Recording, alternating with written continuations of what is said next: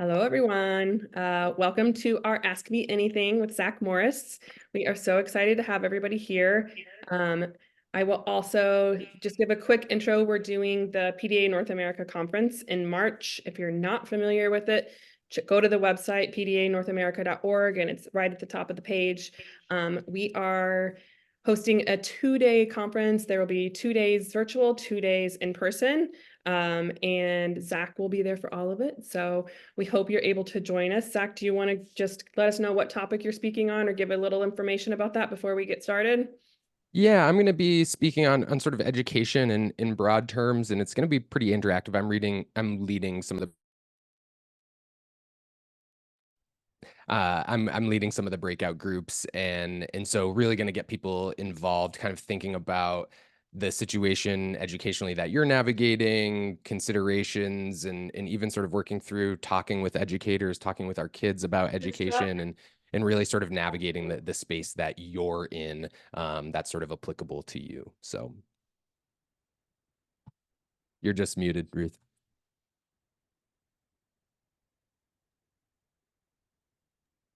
We're really excited because this is the first opportunity. We've been doing this will be the 5th year we're doing the conference, but this is the first time we're able to do breakout groups. So there will be a full day dedicated to whether you're online or whether you're in person, being able to break out into smaller groups and kind of have more conversational, kind of more like interactive conversations. So we're very excited about that. But without further ado, we're going to go ahead and get kicked off. With our Ask Me Anything. So we had quite a few questions submitted, so I apologize if we do not get to yours. We will get through as many as we can. So I'm going to just start it off here. One of our first questions that came in, Zach, was strategies for building engagement and decreasing schoolwork refusal with an upcoming high school freshman.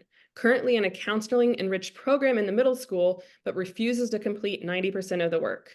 Does not see any point in school, but does not want to homeschool or change schools. Yeah, great question. I'm sure a lot of people are navigating. The first things that come up for me in that is possibly even reorienting a little bit to sort of what our intention and our goal is. Just sort of hearing that kiddo doesn't see a point in school right now, right? That can be a really huge block for focusing on engagement and sort of decreasing that school or work refusal, right? So I think rather than sort of coming at it with that intention, I find a lot of success with really just trying to lean into that curiosity around their experience with school. I would want to hear a lot more about why they don't see the point in school, in a sense, not trying to lead them to see a point in school, right, with my questioning, but just really trying to hear, like, what's that experience like for you? That's probably a hard place to be in, right? Being told that this thing is so important, it's the thing I'm doing every day, and me not seeing any point in it. So how can I really be seen and heard in that and related to, so that we can have that safety and that connection in that? So in time, we might be able to explore some other aspects of that conversation. The other thing I think about inside of that is also, as we get curious about that, we can get curious about the things they really do see a point in, and we can sort of explore that, and that might open up a lot of conversation that might lead to some more connection. So I think if we're getting really stuck in that conversation, I would sort of pivot from that intention being building more engagement and in school and decreasing the school refusal, and more just trying to get to know that experience more, get to know what they do see a point in and value in, and what does light them up, and things like that. Awesome. Thank you, Zach. Our next question is, how do we get the school to understand that PDA is a real part of autism and it's not because my 12-year-old is misbehaving or refusing to do work in class? Yes, this is super tough. And my hard to hear message inside of this is that we may not be able to. We may not be able to get the school to understand that. And that's the tough message, right? Is there's some schools that have the curiosity, they want to know more, they want to understand, right? There's some schools that they're maybe just so overwhelmed with managing other things, or it would threaten too much of their model or structure to really learn about that, that it just might not be a priority of theirs. It just might not be an intention to really want to learn a whole lot more about that. And so that's often the thing that I'm gauging a lot of, is like, what's the level of interest for this school to learn about it? If there's really not a ton of interest, it might be really hard to do that. Of course, if there is interest, there's all kinds of resources. I do continuing education with schools and things like that. There's other people that do those things. So there's lots of opportunities and resources for schools to get to know this. But again, it really needs to start with the school having an actual interest, the school actually being sort of open and willing to explore that. And that may or may not be there for you. Yeah, that makes a lot of sense. It's like the hard answer, right? Yeah, and that's like, and that's something I've talked about before, that can be sort of like one of the traps in education for us as PDA families, right? Is like sometimes like the struggle to continue to try to get services from someone that might not be able to serve us, right? And if we're in a school and that school like it doesn't know about PDA, they're really not interested in exploring that, they think they know what's going on, we just might constantly be in sort of that feedback loop of like needing and looking for something that we're just not getting. Yeah, I've also come across some of the parents I've talked to where they finally get the school on board, but the child and they even had people come to the conference last year from the school. They got fully on board. They put a whole great IEP in place with him, but it was too late. The trauma was done, and the child just couldn't return to that school. So Yeah. um, Yeah. it's kind of a harsh reality, Yeah. unfortunately. And I work with a lot of schools, and I work with schools that honor PDA as much as they can and are working with consultants and are doing continuing ed and really trying to work this. And I work with schools that just think it's defiance, right? And so it's really school specific. Yep. All right. Question 3, how do you talk with other adults important in your child's life, partner, grandparents, intervention providers, etc., about PDA and realizing societal expectations such as traditional schooling? Yeah, this is you know, of course, so unique and dependent for the relationships there, right? And the openness of those adults. And again, those adults' curiosity and things. And so again, that's a thing I'm gauging a lot, is rather than trying to tell people a lot of things, I'm often trying to enter it with some curiosity. What do they think about this? Oh, like what's been your experience with X? Or right? Like trying to see how they think about some of these things to also gauge, what am I trying to share? To what degree am I trying to share? This is what we know this is about. This is how we're doing things, right? And some of this is also the land of really boundaries in some way, right? That like this is what we're doing as a family, right? And this is what we feel most comfortable with. Oh, I can totally understand that might be really hard to understand, or you might have all kinds of fears about that. Yeah, I've been studying this for a while. There's a lot to know about it. I had some different ideas in the beginning too, right? So really, again, helping that person be seen and heard, that this is also like a really different way of looking at some things, right? And there's maybe a lot to know, and things that they might not be super versed in. And if they were curious to learn, you'd be happy to talk to them about it, happy to share some resources, right? This really gets into the land of talking about the nervous system, I think, in terms of talking with other adults about this. I find that the best access point is just helping people understand how the nervous system functions under stress, and how the nervous system functions when there's not a sense of safety online, because that gets sort of out of the land of diagnostics and labeling and PDA and all of those things, and it gets into just like very biological, physiological mechanisms that are very pertinent to the PDA experience, but also pertinent to other neurodivergent profiles, also pertinent to other human experiences. And so I find really accessing it from a place of the nervous system seems to support people's access to it, because it's also coming into it from the science at times, right? And there's people that maybe that's what they can really grab onto. So I find that sort of combination of exploring the nervous system experience and the needs of the nervous system, and literally how processes in the body will change based on being in different parts of our nervous system, and trying to get really curious, with them, trying to get really curious about what they think, what they're interested in, what they're open to, and trying to empathize also with it being hard to understand, right? That's the part of it too, is like we've maybe been living with it, we maybe gone through some of that, we've maybe reconciled a lot of things about this, and we've arrived at like a newfound understanding or like a new place of comfortability with this. But for someone that's not interfacing with it, it maybe feels really different. So I think also empathizing with how foreign it is, or how different it feels, or how uncomfortable it feels actually, right? Because I think we go through that as parents too. Like you start doing some of these strategies and approaches, and it can feel really uncomfortable, right? It can feel uncomfortable to maybe like, whew, have some open screen time use that, or it could feel uncomfortable to like not force our child to be going to school, right? And so as we talk about with people, how can we sort of honor some of that experience too? Yeah, it's such a great point. The only thing I'll add is also that we've seen a lot of people that have been getting their psychologists to add stuff about this nervous system on there instead of in their diagnosis, instead of trying to focus on PDA and that being a diagnosis in there, because the psychologists can grasp onto that a little bit more easily as well, because they understand that side of it a little more than what's PDA, what is this? Yep. It's not in this book yet, so. Yep. Okay, Exactly. next question. How can a school admin handle elopement to keep my son safe without escalating his behavior in the moment by surrounding him?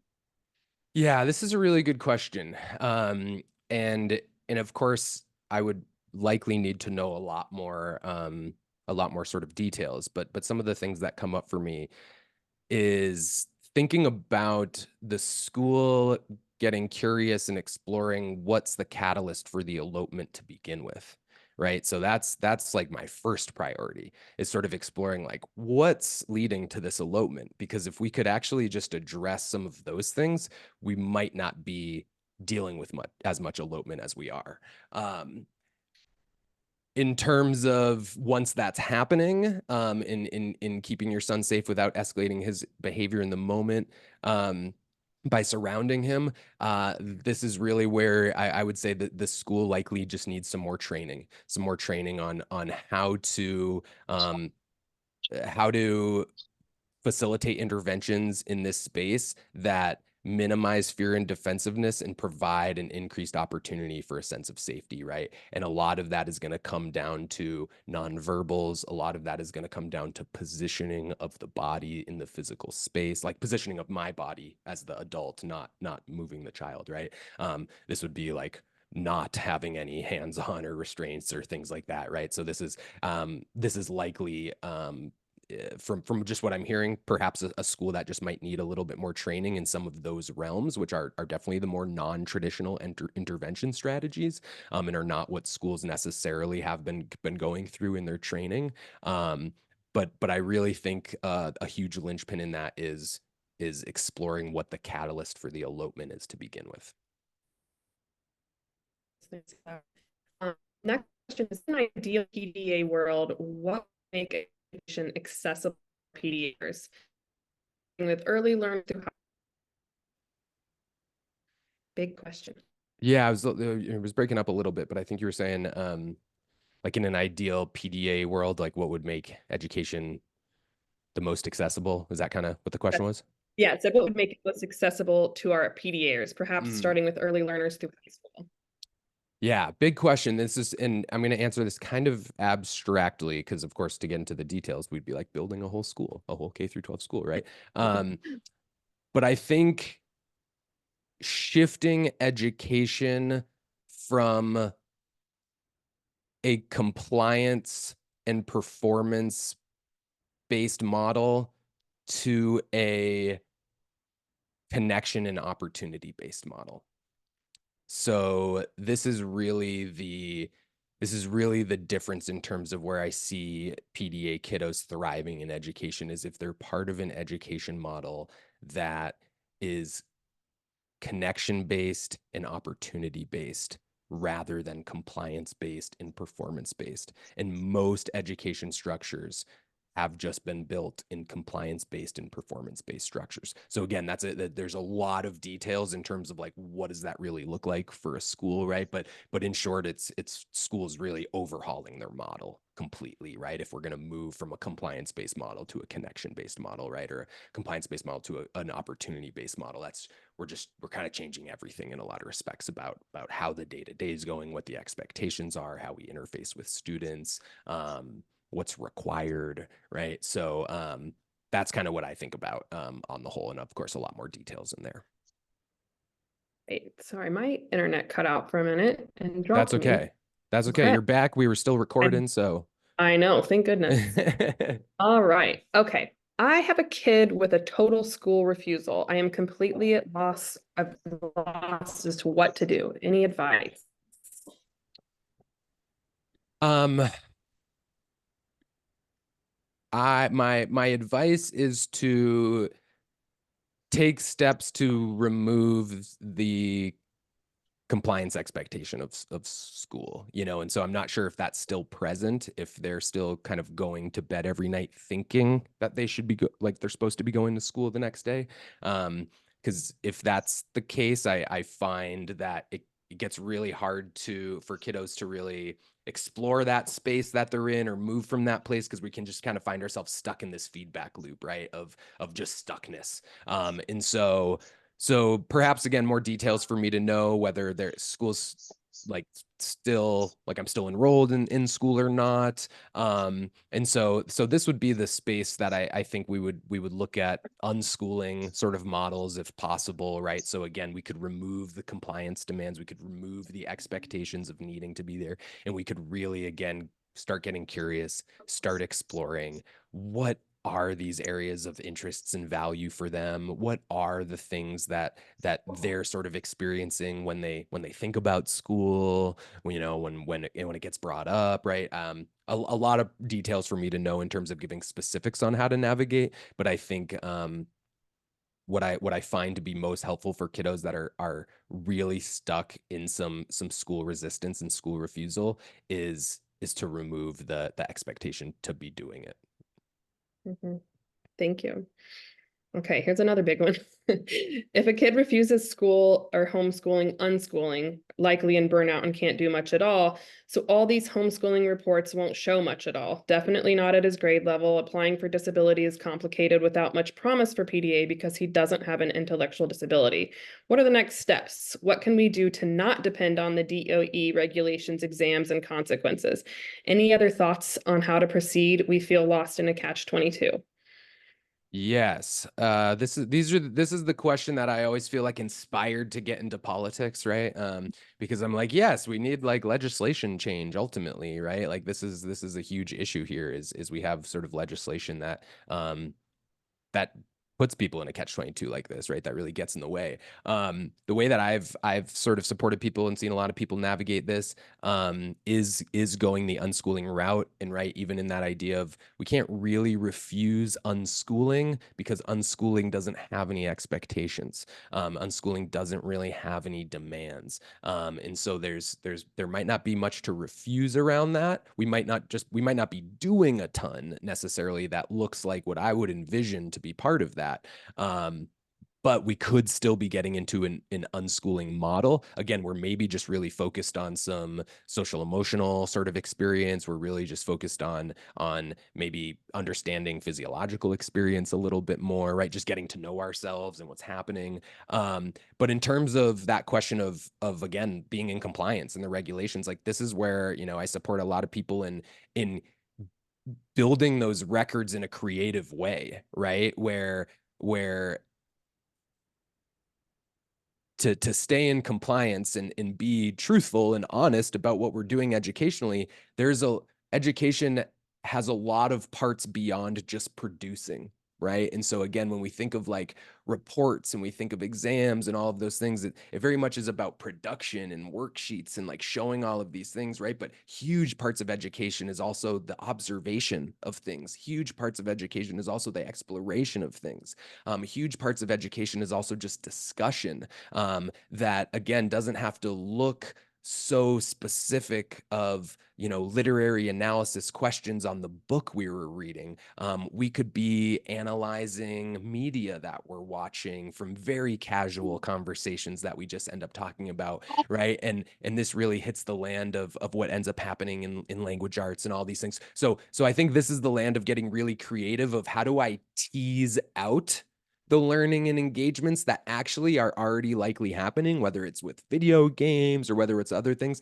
And we might be able to get into, oh yeah, we're totally exploring pattern recognition things, or right. So again, this is, if this is not a world like you're in, this might sound really foreign, right? To how to like tease that out. And I totally understand that. And that's where if in that situation, it could be really helpful to connect with like an education support person, right? A consultant to just help you work through the nuts and bolts of your situation and really tease it out. And I've worked with a lot of families doing that and have had lots of success with school districts going, great, this look great report. We're so happy to know this is what's going on, right? And it's honest and it's truthful, but it's creative, it's broad, it looks a little different than the traditional sort of report. And again, a lot of this is also just going to depend on your state, because there's also states that exams are not required, and so some of that is just going to be a little bit state dependent. Yeah, thank you, Zach. Yeah. Here's a big one. Yeah. What type of educational setting do you think is most beneficial for a PDA kid? You know, I've seen a variety of education settings work for PDA kids. So I first want to say that is I've definitely seen kids, you know, going to private traditional-esque models and sort of finding their way and making it work. I've also seen a lot of kids going the unschooling route. I would say traditional routes of education are the ones I hardly ever see being successful and almost never see the student thriving in it, right? So I think what the best models that I'm currently seeing are unschooling models, or and unschooling models, even if that's replicated in a learning community, a facility, a space, right? So like whether I'm unschooling at home in like my own homeschooling, unschooling model, or there's some interesting learning community, private co-op, something where the sort of unschooling model is really being honored and upheld there. And again, it's connection based, it's opportunity based. Again, I would just kind of come back to that. Any education model that is connection based and opportunity based and is not expectation based or performance based. Great, thank I you have, for again, but I do also want to say, like, I've had some kiddos also do that. So it's that doesn't take that off the table, right? I know a PDA kiddo that played on his high school football team, right? And so at a traditional school, right? Also did some other non-traditional things through that, but so it can look like anything and really unique to your family, but definitely opportunity based, connection based. Thank you. Do you have any recommendations for a socially motivated PDA girl that tried homeschooling for the past 2 years and was miserable, didn't feel that was the right educational environment for herself, and was unable to engage in educational content, self-directed or supported? She's extremely focused on wanting to return to in-person school, tried 4 different settings, and is still having a hard time attending the same neurodivergent affirming therapist placement that she's at now. She actually reports liking the current school, feeling affirmed and accepted, liking the teachers, making friends, but doesn't want to be a person that thrives in an alternative setting like this. She wants to be neurotypical. This desire is the main obstacle in her ability to attend. Yeah. Oh, this is tough. And I know this situation. And meaning I've worked with families where this is the case. And um this is super tough, right? Because a lot of this our kids are plugged into the culture, right? They're online, they're watching movies, right? And so the messages they get of what's quote unquote normal or what people should be doing, right? And it sounds like to me that this person has a huge need for belonging, right? A huge need for belonging, being seen, being heard, and is really, you know, perhaps in some grief and wrestling a little bit with this like vision I have and then what I actually experience, right? And I see this a lot, that this discrepancy between what I envision doing, what I envision happening, and how I actually experience it, right? And you know, a lot of details for me to know in this, but I think the main message is this is a real long game. This is about going super slow, just trying to show love and being on the same team and hearing them and again honoring that struggle and kind of being caught between a rock and a hard place a little bit of like wanting this but experiencing it this way and again really trying to empathize with some of that experience and also, you know, at this age and stage, supporting them in the things that they want to be supported in and want to do, right? I might look at the situation and have my own experience of like, oh gosh, but I want you to do the thing that feels good. I don't want you to just like do the thing that you like think is better necessarily, right? But if that's what this person wants and that's what they're set on, right? Part of being seen and heard, part of being supported is being given opportunities to seek out those things that feel really important to you and that you're drawn to, right? And so this might be the land of, if she is wanting to do that, helping her explore what are those parts about this that's, you know, that's really tough that she could really use some supports in. What are our options? Just really laying it out and mapping it out, not necessarily thinking that that's going to solve it or that that's actually going to fix it or have it be different, but giving her all the information and sort of options that we know of, that we have, and help support her in the thing. And if it doesn't work out, we catch her again and rinse and repeat in a lot of respects, right? And honor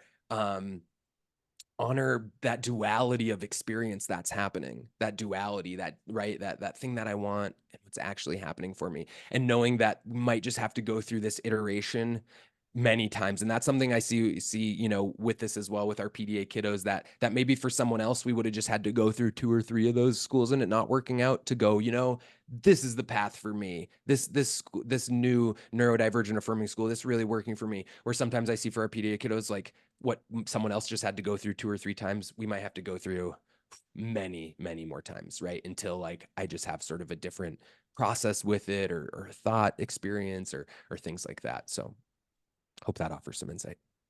Thanks, Zach. I know that's a tough one. We are right at 11:30. Do you have time for another question or Yeah, should? we can do a couple more. Okay, great. How can I support my PDA kiddo as he moves from burnout toward a self-directed learning environment? In our case, a middle schooler. How can we explain that as a family, we're embracing the opportunity for him and that he can feel empowered to take the lead? Mm. I think just, you know, just hearing the fact that it sounds like you're just embracing this as a family, I think that's the first step. That's huge. That sort of just oozes out of us in some ways. One thing I would caution is sort of almost like embracing it like too much in some ways, right? Like getting like too excited about all these different unique opportunities, because in some ways that could just be like a different stressor. And kiddo, you know, as they're coming out of burnout, might be starting to feel better, might be have some more access, some more openness, but still might not totally know how to take the lead, might not totally know what is a part of the lead, might not know, right? This kind of gets into the land of like interoception, right? And our interoception skills, maybe sometimes being a little lower for some of our kids, right? And so even kind of knowing like, what do I want to do? What do I want to learn? Like, am I open to trying that? Like, that might be actually a really hard thing for me to identify and be clear on. So I think there's this great balance of, and I love the approach, right?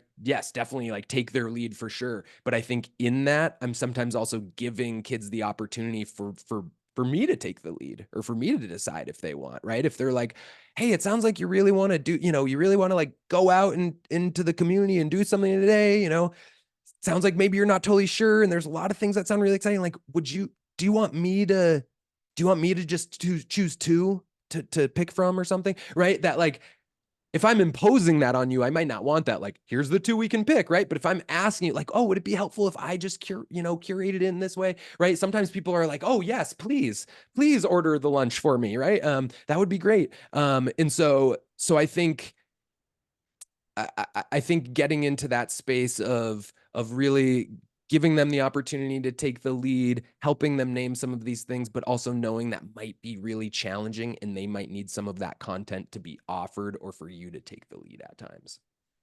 Yeah, thank you. This might be a good one to end on too, this Yeah. question. What are the most impactful resources to share with school teachers and staff to help educate them about PDA? Yeah, great question. Again, I come back to really nervous system based resources. So this is where I think about, things in the land of polyvagal theory, Stephen Porges's work. Deb Dana is an LCSW, I want to say. I think I'm getting that right. She's a therapist or psychologist who has really applied a lot of this work, polyvagal theory work to working with people. So that kind of puts in some different terms. Um, I think there's a book by Sue Johnson called Hold Me Tight. There's a lot of things in there that are maybe applicable to also like couples and people in different relationships, but I think really speaks a lot of towards like the attachment system in a lot of respects, right? And when we think of like kids having a sense of safety around the school environment, like it's really about an attachment system. And I'm not just talking about attachment like from childhood. I'm talking about like the attachment I have like with people in my life, like with the adults in my life. Like, can I share my experience and I know it's going to be held and it's going to be okay, right? Or and how do I learn to do that sort of with myself? So that's a resource I would really encourage people to look into. I think looking into the world of like somatics and Peter Levine's work in somatic experiencing things and The Body Keeps the Score by Vesser Vanderkolk is a phenomenal book around all of this as well, and just the nervous system and how we hold trauma and how we discharge that um, and and so nervous system resources, and then I think communication resources on top of that. So I think once we have an understanding of what's going on, we then need some more insights into like how to actually navigate, like how to say some things, how to have those nonverbals. So this is the land of like, I think nonviolent communication work by Marshall Rosenberg is really helpful. I think the declarative language work by Linda Murphy. Am I getting this right, Ruth? Linda Yep. Murphy. Yep. And so I hope that gives people a place to start, perhaps a lot more I could probably drum up, but I think of nervous system resources and how the nervous system functions under stress and how that impacts the learning brain. So again, polyvagal work, somatic experiencing work, and then communication things. And I think nonviolent communication, declarative language, motivational interviewing. This is another thing I would have people look into. So yeah. Awesome. Thank you, Zach. And just to kind of piggyback on some of the stuff he said there, Colleen Hansen, who is a licensed therapist out of, I think, Chicago area, she'll be at the conference speaking specifically on polyvagal theory and nervous system work. We also have a webinar coming up. I believe it's in April. We haven't announced it yet. With a woman that does specific like nervous system work. So have a really great webinar about that. And then the co-regulation and declarative language handbook. That's Linda Murphy's our keynote speaker. So if you guys haven't bought tickets, we do have online and in-person tickets still available. So we definitely encourage you to come out and check out Zach. He'll be speaking on some really great topics. We really appreciate you all so much for submitting questions. And if you did come late, we will be posting a link to the recording in our newsletter either later this week or early next week. So thank you all so much. And thank you so much, Zach. Yeah. Thanks, Ruth. Thanks, everyone. See you at the conference. Yeah, bye.